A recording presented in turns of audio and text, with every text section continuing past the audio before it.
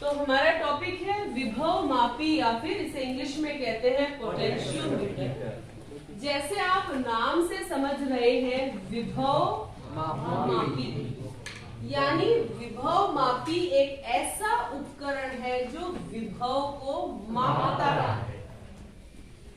ये क्या करता है? विभव को मापता है। तुम बोलोगे कि विभव मापने के लिए तो हमने पहले भी एक उपकरण पढ़ा, वो उपकरण कौन था अपना? वोल्टमीटर। तो विभव मापने के लिए पहले से हमारे पास वोल्ट मीटर है। वोल्ट मीटर का भी यही काम है, क्या? विभव नापना। और विभव मापी का भी यही काम है, विभव नापना। तो होता क्या है कि ये जो वोल्ट मीटर विभव नाप के देता है आपको, इस विभव का मान सटीक नहीं होता, या हम कहें इसमें कुछ त्रुटि होती है, या यह वोल्ट मीटर द्वारा नापा गया विभव का मान कुछ बिल्कुल हल्का सा पर फिर भी कुछ त्रुटिपूर्ण होता है। जबकि जब अपन विभव मापी द्वारा नापते हैं तो उसके द्वारा ज्ञात विभव का मान हमेशा एकदम परफेक्ट आता है, एकदम सही आता है। तो सबसे पहले अपन कारण जानने की कोशिश करते हैं, ऐसा क्या है वोल्ट मीटर में कि वोल्ट मीटर अपन लोगों को एकदम एग्जैक्ट सही आंसर नहीं दे पाता। देखो बच्चों, वोल्ट मीटर हमेशा ध्यान रखें, वोल्ट मीटर आप जिसका भी नाप रहे हैं वो हमेशा उसके समांतर क्रम में लगेगा। वोल्ट मीटर हमेशा कहाँ लगता है? क्यों लगता है ये भी आपको पता होना चाहिए, क्योंकि वोल्टता कहाँ नापी जाती है? दो सिरों पे। अपन देख रहे हैं ना कि कोई भी मेरे पास उपकरण है, मैंने उस उपकरण को नाम दे दिया कोई प्रतिरोध। प्रतिरोध का मतलब समझते हैं, कोई भी इलेक्ट्रिकल अप्लायंस हो सकती है मेरे पास। मुझे इस प्रतिरोध का, इस R प्रतिरोध का विभव नापना है। तो तुम विभव कहाँ नापते हो? दो सिरों पर नापते हो। तो इन दो सिरों पर विभव नापना चाहोगे तो वोल्ट मीटर भी तो सिरों पर ही लगेगा। तो इस वजह से हम कहते हैं कि वोल्ट मीटर हमेशा कहाँ लगता है? हमारा समांतर क्रम में लगता है। पहली बात याद रखें। अब हमको पता है अगर यहाँ पे धारा मेरी है I, पीछे से चली आ रही है, कोई बैटरी वगैरह है, किसी परिपथ का ये छोटा सा अंश है मेरा, पीछे से धारा आ रही है I। अब आप लोगों को मैंने पढ़ाया था किरचॉफ का प्रथम नियम। वहां तुमने देखा था जहां भी संधि होती है वहां क्या होता है? कुल धारा जीरो होती है। बिल्कुल सही बात। जैसे ही इस धारा को दो पथ मिलेंगे, एक ये दो रास्ते मिल रहे हैं इसको जाने के, तो ये अपने आप को क्या करेगा? इन दोनों रास्तों में विभाजित करेगा। ठीक है, तो कुछ धारा मैं मानती हूँ I R यहाँ से गई, तो बची हुई धारा यानी I माइनस I R यहाँ से भी जाएगी, इससे भी होती हुई धारा जाएगी। सही है? फिर यहाँ पे I R आई और बाहर वापस टोटल ये I। तो हमें वोल्ट मीटर रीडिंग दे देगा, हमें वोल्ट मीटर दे देगा कितना वोल्ट है, 2 है, 4 है, 10 है, जो भी हमको वोल्ट मीटर रीडिंग दे देगा। अब हुआ क्या, जब इस वोल्ट मीटर ने रीडिंग ली तो उस वक्त इसमें से कुछ धारा प्रवाहित हो रही है, यानी कि ये वोल्ट मीटर रीडिंग लेने के लिए कुछ भाग धारा का अपने में खपत कर लेता है, यानी कुछ धारा का अंश इस वोल्ट मीटर से गुजरता है, तभी वोल्ट मीटर रीडिंग देता है। मैं मानूं कि ये 10 एम्पियर है, ये कितना एम्पियर है? 10 एम्पियर है मेरे पास ये। ठीक है, अगर यहाँ से सपोज 9 एम्पियर गई धारा, तो फिर भी 1 एम्पियर तो यहाँ से भी गई मेरी धारा, 1 एम्पियर तो यहाँ से भी गई धारा। मानते हो तुम लोग? अब सपोज ये प्रतिरोध है तुम्हारा कितने का? मान लो 5 ओम का। ये कितने का है? 5 ओम का। तो यहाँ से धारा कितनी गई? 9। वोल्टता का सूत्र क्या होता है? V बराबर क्या होता है? IR। तो V क्या देगा मुझको? I यानी कि 9 इंटू 5 यानी कि 9 इंटू 5 बराबर 45 वोल्ट। ये कितना नापा मेरा? ये कितना नापा? 45। पर नापना कितना चाहिए था? 10 इंटू 5 50। नापना 50 चाहिए था, नापा कितना? तो 5 वोल्ट घटा के दिए कि नहीं दिए इसने? क्यों घटे हुए मिले मुझे वो? क्योंकि कुछ धारा का अंश वोल्ट मीटर से गुजर रहा। तो यह एक बड़ी खामी है कि वोल्ट मीटर हमें हालांकि विभव नाप के देता है, वोल्टता नाप के देता है, पर जो उत्तर आता है वह कुछ कम प्राप्त होता है, वो थोड़ा त्रुटिपूर्ण होता है, वो हमें एग्जैक्ट रीडिंग नहीं देता। कारण आपने यहाँ पे समझ लिया, क्योंकि कुछ धारा का भाग इसमें से निकल जाएगा। जबकि विभव मापी का काम भी वोल्टता नापना है, विभव नापना है। तुम सबको पता है, मैं 2 दिन से आपको कह रही हूँ, ये किस सिद्धांत पे कार्य करता है? व्हीटस्टोन सेतु। व्हीटस्टोन सेतु पे भी हम कौन सी स्थिति देखते हैं? संतुलन की स्थिति में क्या होता है? धारा 0। क्या होता है? धारा 0। यानी जब वोल्टमीटर तुम्हें रीडिंग नाप के दे रहा है, उस वक्त धारा वहां से परिपथ से कितनी बह रही है? 0। मूलाराम ध्यान दे, उस वक्त परिपथ से धारा कितनी बह रही है? 0। तो कोई धारा नहीं जा रही, कोई धारा की वहां पे खपत नहीं हो रही है। समझ गए बात? तो अगर हम दोनों की तुलना करें, विभव मापी की और वोल्ट मीटर की, आपसे कोई पूछे तो हमारा जवाब होगा कि विभव मापी हमारा ज्यादा शुद्ध माप देता है वोल्टता का कंपैरेटिव टू वोल्ट मीटर। कारण आपके सामने पड़ा है। कोई डाउट इसमें आप लोगों को? अब हम लोग देखते हैं वोल्ट मीटर की बनावट क्या है, वोल्ट मीटर बना हुआ कैसा होता है, कैसे कार्य करता है, वगैरह वगैरह। तो देखिए, कल आपने वोल्ट मीटर पोटेंशियोमीटर को देखा था सब लड़कों ने? कैसा था? 10 मीटर लंबा। कैसा था वो? उसमें आपने देखा 10 मीटर लंबा तार था, ऊपर एक स्केल लगी हुई थी। उस स्केल पे उसी तरीके से जैसे मीटर सेतु में होता है, 2 तरफ 0 थे, एक बार बाएं एक बार दाएं। ठीक है? तो जो मेरा विभव मापी था, एक लकड़ी का पट्टा होगा, उस पट्टे पे 1-1 मीटर के 10 तार। ये देखो, ये 10 तार है 1-1 मीटर के। 3 4 5 6 7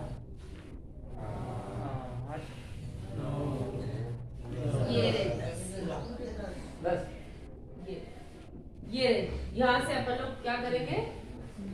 परिपथ बनाया करेंगे। पर जब मैं परिपथ बनाऊंगी आप लोगों के लिए क्लासरूम में, या तुम जब प्रैक्टिकल फाइल में भी परिपथ बनाओगे, ऐसे 10 लाइनें नहीं खींचोगे। इस 10 लाइन की जगह आप क्या खींचोगे? सिर्फ एक लाइन खींचोगे। अगर ये बिंदु A, ये बिंदु B है, तो एक को A और एक को B कहेंगे। जब अपन परिपथ बनाएंगे तो 10 लाइनें खींचने का कष्ट नहीं उठाएंगे। हम सिर्फ क्या करेंगे? एक लाइन बनाएंगे और कहेंगे कि ये तार कितना लंबा है? 10 मीटर लंबा है। बात समझ में आई? ठीक है। दूसरी बात मैंने कही कि यहाँ पर एक स्केल लगा हुआ होगा। ध्यान से समझे मेरी बात। एक स्केल लगा हुआ होगा, एक 0 यहाँ होगा, 0 10 20 30 40 करते हुए ये कहां तक जाएगा? 100। उसी भांति इधर भी एक 0 लगा होगा। सब बहुत ध्यान से मेरी बात को सुने। देखो बेटा, बच्चे अक्सर गड़बड़ करते हैं रीडिंग लेने में। वहां यहाँ पे भी काम वही करना है, गैल्वेनोमीटर पे 0 रीडिंग पढ़नी है। सपोज तुम्हारा यहाँ पर इस बिंदु पर गैल्वेनोमीटर 0 विक्षेप दर्शाता है, तो तार की संख्या क्या है? पहली तार की संख्या है। तार की शुरुआत कहाँ है? जहां से।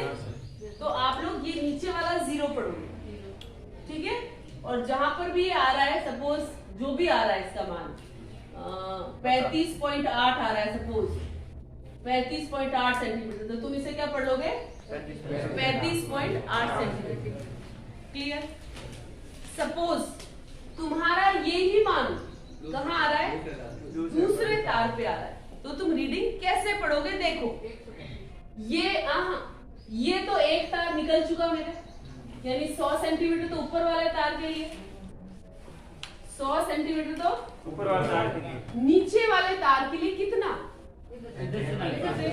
इधर से देखो, ये इधर खत्म हो गया, इधर खत्म हो गया, ये ऐसे चला, तो अब कौन सा जीरो पढ़ोगे? ये वाला जीरो पढ़ोगे। इस जीरो का देखोगे ये कहां पर आ रहा है? 38.8। ये जितना भी आ रहा है 100 में से 35.8 घटाओ 64.5 नहीं है, 2 प्लस 64.2 यानी 164.2 सेंटीमीटर। अगर यही मान तीसरे पे आ रहा है तो दो तार ऊपर के निकल गए, 100 और 100 200 प्लस देखो ये कहाँ आया? ऐसे गया, ऐसे घूमा, फिर यहाँ से शुरुआत हुई है, तो ये 200 प्लस 35.8। रीडिंग लेना समझे आप? इसमें गलती मत करना। इसमें जितने तार निकले उतने जुड़ जाएंगे, 2 तार निकले 200 जुड़ गए, 3 तार निकले 300 जुड़ गए, 6 तार निकले 600 जुड़ गए। फिर 7वें तार पे नाप रहे हो तो 7वें तार को समझो कि वो यहाँ से शुरू है या यहाँ से शुरू है, उस अनुसार स्केल का चयन आप लोग प्रैक्टिकल में करोगे। बात क्लियर हुई? रीडिंग लेने की कोई समस्या आ रही है अभी भी? सबको डाउट क्लियर है? अब देखो हम इसमें करते हैं, मैम आपने बोला कि एक तार लेंगे, तो एक तार में ये तो चित्र बनाने के लिए लेंगे, वहां तो अपन प्रैक्टिकल कर रहे होंगे, अपने सामने पूरा पोटेंशियोमीटर पड़ा हुआ होगा। रीडिंग तो अपन इससे लेंगे ना, चित्र बनाएंगे ना, परिपथ बनाते हुए हम 10 तार ना बना के एक सिंगल तार से उसको दर्शाएंगे। ये मेरे स्केल, जैसे कि स्केल लगी हुई है, उस पे पोटेंशियोमीटर पे स्केल लगी हुई है। कल पता है लगी हुई है, तो अपन जैसे नीचे वाले का ऊपर देखेंगे तो थोड़ा बहुत इधर हो गया तो नहीं, ऊपर नीचे होगा नहीं, तुम उसको नापोगे, एक स्केल रखोगे। वैसे हमारे पास एक जॉकी रखी हुई आती है इस पे, पर अगर जॉकी नहीं है, जॉकी होती है ये प्लास्टिक की बनी होती है, तुम्हें दिख जाती है, नहीं है तो तुम तुम्हारी स्केल लोगे, स्केल के सहारे से जैसे यहाँ आया है स्केल को रखोगे अपने इसके सहारे से और नापोगे। वो मीटर से तुम्हें अपने ना पता, उसके लिए जैसे एक ओम का प्रतिरोध निकाला, उसके लिए वो मान फिक्स होता है? नहीं, किसके लिए? संतुलन 1 ओम के लिए। 1 ओम के लिए अगर वही तार दिया हुआ हो, सेम लंबाई का, सेम पदार्थ का, तो फिक्स होगा। अगर मैं तार बदल दूं यानी पदार्थ बदल दूं और तार की लंबाई बदल दूं तो वो बदल जाएगा। अपन नाप क्या रहे? अज्ञात तार की प्रतिरोध। अगर वो अज्ञात तार आपका मैं अलग पदार्थ का दे दूं या वही पदार्थ है उसकी लंबाई दुगनी करके दे दूं, तब तो प्रतिरोध बदलेगा कि नहीं बदलेगा? हाँ, वो तो सेम होता है, पर मुझे क्या करना है? उस अज्ञात तार के लिए निकालना है, तो बदलेगा ना? हाँ, ऐसे बदलेगा। हाँ, क्योंकि R बराबर रो L बटा A होता है, तो L पे समानुपाती है, L दुगना हुआ तो R भी दुगना होगा। और रो क्या होता है?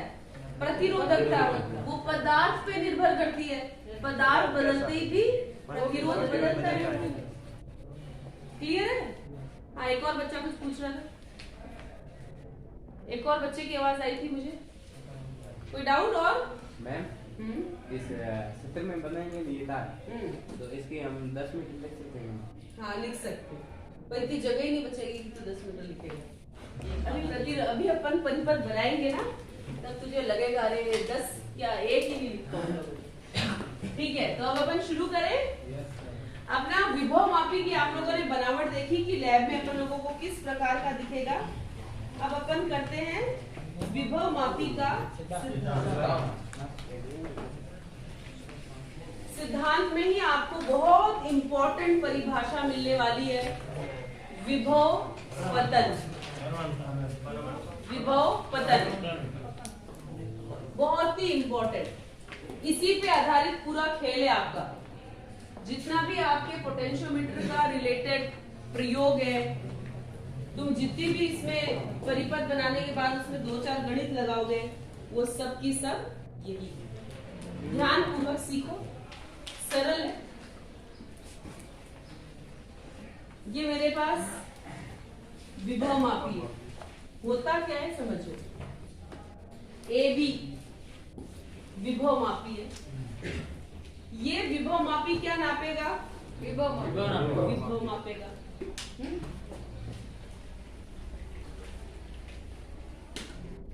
हमने क्या किया, यहां लगा दिया एक सेल लगाया, अभी तो पूंजी लगा दो, रियोस्टेट लगाते हैं, अभी हाल फिलहाल मैं नहीं लगा रही, इतना सा काम कर दिया। जॉकी लगी हुई है कहीं पर। मैं पूरा परिपथ नहीं बना रही, हल्का सा तुमको आइडिया देने जा रही हूँ। ये सपोज तुम्हारी 10 वोल्ट की बैटरी है। कितनी वोल्ट की बैटरी है? 10 वोल्ट की बैटरी। होता क्या है देखो, ये कुंजी बंद है,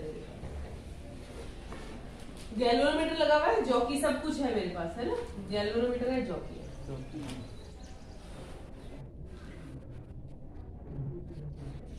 ये मुझे विक्षेप दर्शाता है। होता क्या है बच्चों कि ये जो 10 वोल्ट है, बैटरी का जो 10 वोल्ट है, ये 10 वोल्ट इस तार पे समान रूप से फैल जाता है। ये जो विभव है सेल का, वो इस तार पे समान रूप से फैल जाता है। कहने का मतलब, ये प्लस है तो यहाँ पे वोल्टेज कितना होगा? 0 वोल्ट। अगर यहाँ पे अपन टच करेंगे इसको तो कितना होगा? 1 वोल्ट। यहाँ पे कितना होगा? 2 volt, 3 volt, 4 volt, 6 volt, 7 volt, 8 volt, 9 volt और 10 वोल्ट। इस प्रकार से अपना क्या फैलता है? इस पे विभव समान रूप से फैल जाता है।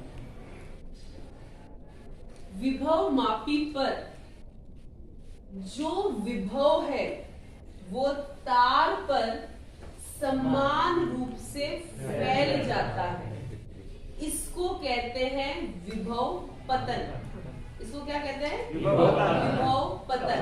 यानी जो विभव पतन होता है वो क्या होता है? हमारा विभव का एकांक लंबाई में समान रूप से फैलना या वितरित होना या डिस्ट्रीब्यूट होना। ठीक है?